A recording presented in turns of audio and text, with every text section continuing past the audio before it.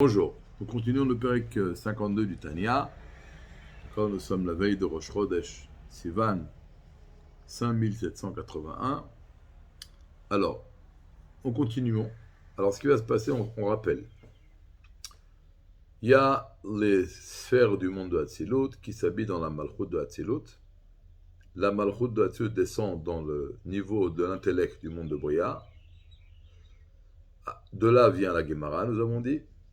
Après, ensemble, la Malchut telle qu'elle est habillée dans l'intellect du monde de Bria, ils vont ensemble descendre dans l'intellect de Bria, dans la Malchut du monde de Bria, et là vont être créés tous les anges et les Neshamot du monde de Bria.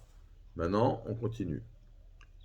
Donc, Malchut de Hatzilut descend dans l'intellect de Bria, ensemble ils descendent dans la Malchut de Bria, et ensemble, donc la Malchut de Hatzilut va descendre avec la Malchut de Bria dans l'intellect du monde de Yetzira. Là va être créée la Mishnah, on va expliquer pourquoi.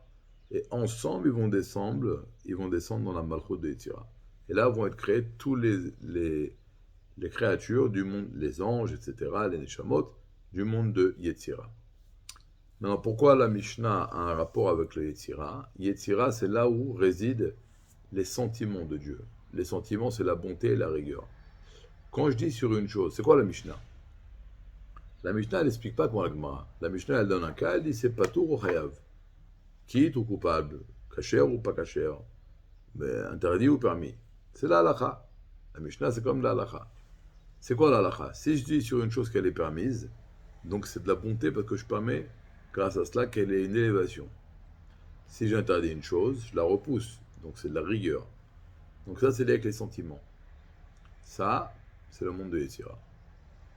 Après, la Malchut de Hatzilut est descendue dans l'intellect de Bria, sont descendus dans la Malchut de Bria, descendent dans l'intellect de Yetzira, descendent dans la Malchut de Yetzira, et ils vont ensemble descendre dans l'intellect du monde de Asiya, ils vont descendre ensemble dans la Malchut de Asiya, et là vont être créées toutes les créatures du monde de Asiya.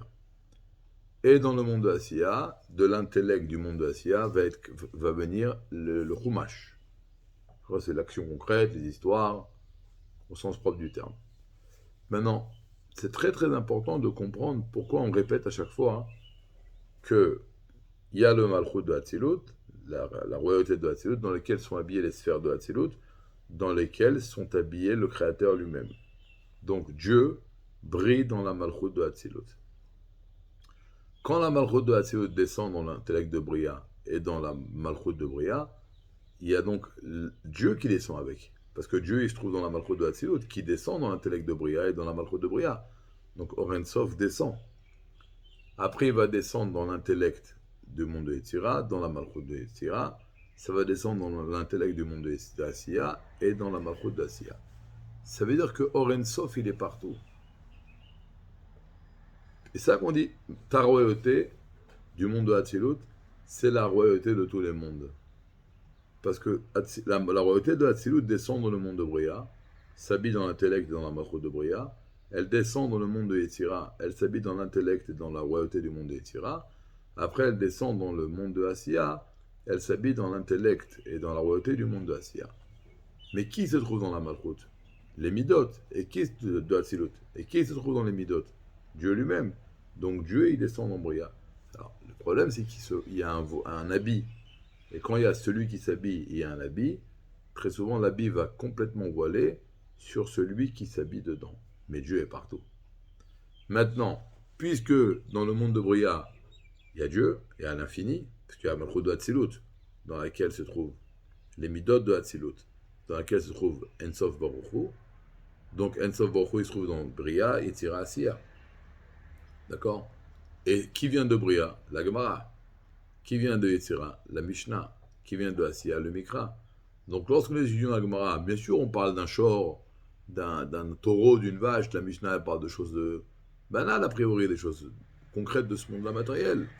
Mais il faut savoir que dans cette Gemara, dans cette Mishnah, et dans ce Chumash, et dans ce livre d'Alacha, qu'est-ce qu'il y a là-bas? Ensof Baruch Hu, Dieu lui-même.